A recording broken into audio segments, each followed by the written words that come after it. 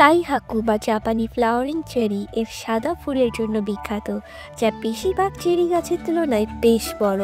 এর প্রতিটি ফুল 6 সেন্টিমিটার পর্যন্ত বিস্তৃত হতে পারে, যা বসন্তকালে এক অসাধারণ শুভ্র সৌন্দর্য তৈরি করে।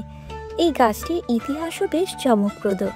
এটি জাপানে পুরোপুরি বিলুপ্ত হয়ে গিয়েছিল, কিন্তু 1920-এর দশকে একজন ইংরেজ উদ্ভিদবিদ কলিংউড ইনগ্রাম এটি তার বাগানে খুঁজে পান এবং জাপানে আবার ফিরিয়ে আনেন। ফলে এই দুর্লভ চেরি গাছ সংরক্ষিত হয়। তাইহাকুর আরেকটি বিশেষ বৈশিষ্ট্য হলো এর তামাটে রঙের নতুন পাতা, যা পরে গাঢ় সবুজ রঙের হয়ে যায়। বসন্তে এর ফুলের সৌন্দর্য তখন আরও বেড়ে যায়।